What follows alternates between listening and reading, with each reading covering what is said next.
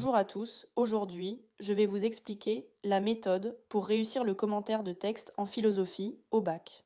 D'abord, il faut bien comprendre une chose essentielle. Le commentaire de texte, ce n'est pas une dissertation. On ne vous demande pas votre opinion, ni de réciter votre cours. L'objectif, c'est d'expliquer précisément la pensée de l'auteur. En gros, vous devez rendre le texte clair et montrer que vous avez compris ce qu'il dit et comment il le dit.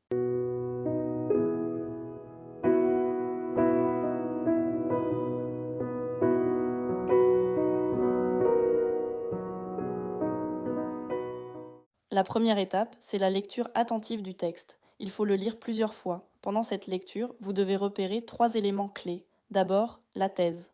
C'est l'idée principale du texte, ce que l'auteur cherche à démontrer. Ensuite, le problème. C'est la question à laquelle l'auteur répond, même si elle n'est pas toujours formulée directement. Par exemple, est-ce que le travail rend libre ou dépendant? Enfin, il faut découper le texte en parties logiques, souvent 2 ou 3. Pour ça, vous repérez les moments où l'auteur change d'idée ou fait avancer son raisonnement.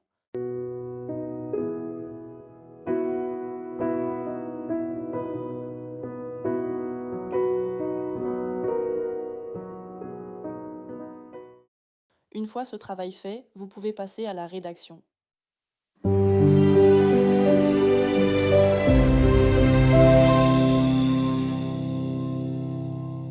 On commence par l'introduction. Elle doit présenter rapidement le texte, son thème et sa thèse. Ensuite, vous formulez le problème et vous terminez par l'annonce du plan, c'est-à-dire les différentes étapes du raisonnement de l'auteur.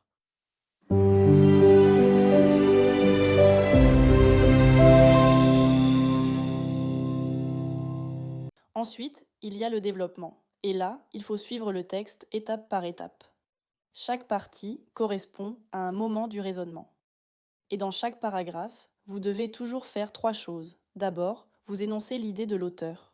Ensuite, vous l'expliquez en détail. Vous définissez les notions importantes et vous montrez le raisonnement. Et enfin, vous donnez un exemple pour rendre l'idée plus concrète. C'est très important parce que ça permet d'éviter la paraphrase. Le but, ce n'est pas de répéter le texte, mais de montrer que vous le comprenez vraiment.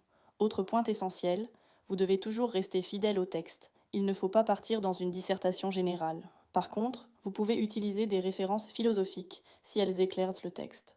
Par exemple, un texte sur le travail peut être rapproché de Marx ou d'Arendt, mais seulement si ça apporte quelque chose.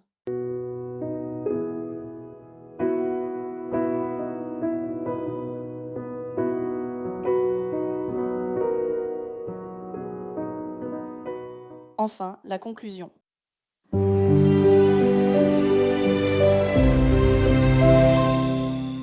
Elle doit résumer l'idée principale du texte et répondre clairement aux problèmes posés.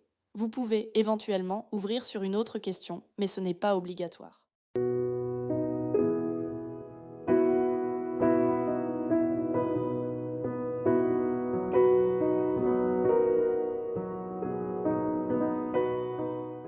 Pour résumer, un bon commentaire de texte repose sur 3 choses: une compréhension précise, une explication rigoureuse et une rédaction claire.